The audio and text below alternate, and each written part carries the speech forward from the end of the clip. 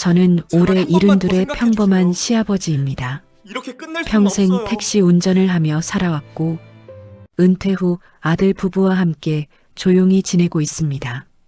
노년에 가족과 함께 지낸다는 것이 저는 참 감사하고 행복했습니다. 비록 큰 부자는 아니지만 집안에서는 웃음이 오가고 작은 식탁에서도 따뜻한 밥 냄새가 나는 집. 저는 그게 가장 큰 복이라고 믿었습니다. 아들 부부는 서로를 아끼는 사이입니다. 아들은 성실하고 진중한 아이고 며느리는 따뜻하고 마음 깊은 아이입니다. 결혼 전 사회복지사로 일했던 아이여서 세상 누구보다 약한 사람들을 도울 줄 아는 마음을 가지고 있습니다. 결혼하고 나서도 항상 주변 사람들에게 먼저 손을 내밀고 힘든 사람을 보면 가만히 지나치지 못하는 아이입니다.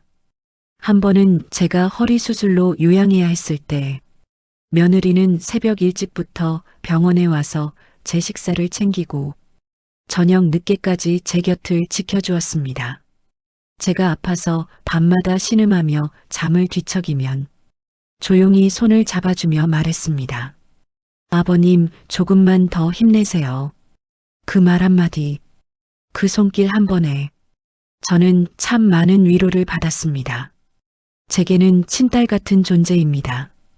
그런 아이가 그날 문을 열고 들어오는데 저는 세상이 무너지는 소리를 들었습니다. 현관에 서 있는 며느리는 눈이 붉게 부어 있고 숨을 제대로 못 쉬는 듯 어깨가 들썩거리고 있었습니다. 손에 들고 있던 가방도 바닥에 떨어뜨린 채 그저 멍하니 서 있었습니다. 저는 놀라서 다가갔습니다.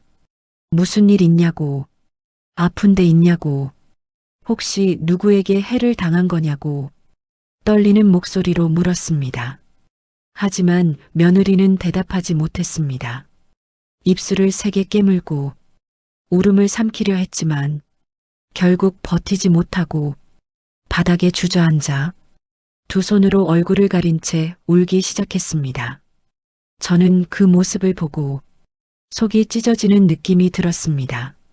세상에서 가장 착한 아이가 언제 어떤 상처를 받고 돌아왔는지 생각만 해도 숨이 막혔습니다. 한참을 울던 며느리가 겨우 입을 열었습니다. 아버님, 저는 그런 소리 들으려고 살아온 게 아니에요.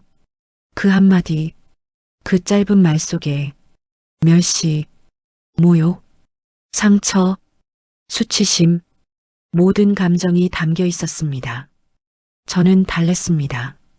괜찮다고, 말해도 된다고, 아버지가 있으니까, 혼자가 아니라고. 하지만 며느리는 대답하지 않고 그저 고개만 저으며 방으로 들어가 문을 닫았습니다. 문틈 사이로 들리는 흐느낌 소리, 그 소리를 듣는 동안 저는 숨을 쉴 수 없었습니다. 탁자 위에는 며느리의 휴대폰이 놓여 있었고 카카오톡 알림이 쉼없이 울리고 있었습니다. 저는 떨리는 손으로 화면을 보았습니다. 그곳에는 제가 본 적도 없는 저열하고 잔인한 말들이 가득했습니다. 남편 월급이 그 정도면 불쌍하겠다. 저런 사람과 결혼한 건 인생 실패 아니냐. 자기 수준에 맞춰 살라. 집안 형편이 저래서 저렇게 굴겠지. 울지 말고 현실이나 인정해라. 그리고 누군가는 며느리에게 직접 메시지를 보냈습니다. 그래서 내가 지금 불쌍한 척하는 거야. 그 말을 보는 순간 몸에 힘이 풀렸습니다. 세상에 이렇게 잔인한 사람들이 있다는 것이 믿기지 않았습니다. 평생 남에게 해를 끼치지 않고 남을 도우며 살아온 아이에게 사람들은 어떤 권리로 이런 말을 던질 수 있는 걸까요? 저는 화가 치밀어 올라 심장이 터질 듯 뛰었습니다. 저는 그 단톡방 사람들 중 하나의 번호를 눌러 전화를 걸었습니다. 상대는 태연하게 말했습니다. 아버님, 그냥 농담이었어요. 너무 예민하게 반응하시네. 그 말, 그 태도, 그 웃음, 지금도 잊히지 않습니다. 저는 낮고 단단한 목소리로 말했습니다. 누군가에게 상처 주는 말은 농담이 아닙니다. 누군가의 삶을 무너뜨리는 말은 장난이 아닙니다. 제 며느리는 당신들 장난감이 아닙니다. 다시는 이런 식으로 말하지 마십시오. 상대는 말문이 막혀 아무 말도 하지 못했습니다. 저는 전화를 끊었습니다. 그리고 며느리 방 앞에 조용히 섰습니다. 문 너머로 들려오는 흐느낌 소리에 제 마음도 함께 무너졌습니다. 저는 말했습니다. 걱정하지 마라, 아버지가 있다. 너 혼자가 아니다. 잠시 뒤 문이 열리고 며느리가 울면서 제 품에 안겼습니다. 그렇게 한참을 울었습니다. 그날 밤 퇴근이 늦었던 아들이 집에 들어왔습니다. 며느리의 붉은 눈을 본 아들은 말없이 제 앞에 앉았습니다. 아버지, 무슨 일이 있었습니까?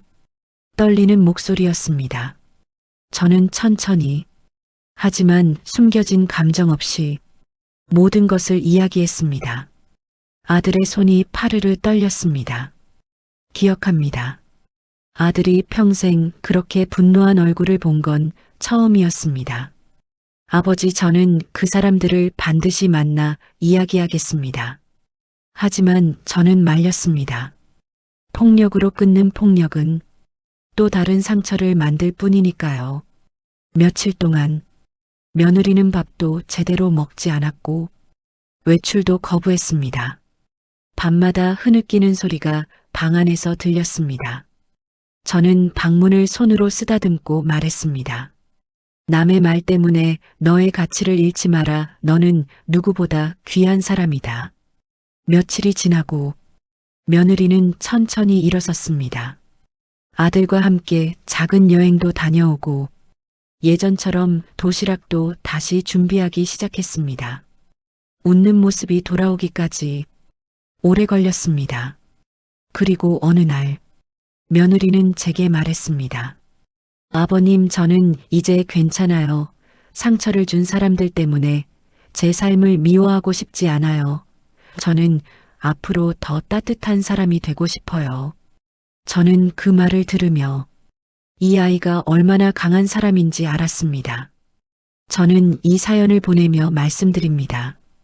여러분, 말은 칼이 될 수도 있고 누군가를 일으키는 손이 될 수도 있습니다. 누군가의 마음을 짓밟아 놓고 그게 농담이었다고 말하지 마십시오. 모욕을 재미라고 부르지 마십시오. 상처를 약함으로 조롱하지 마십시오. 말은 남습니다. 상처는 오래갑니다. 가족을 지키는 힘은 돈이 아닌 서로에게 건네는 따뜻한 말입니다. 제 며느리를 지키기 위해 저는 말했습니다.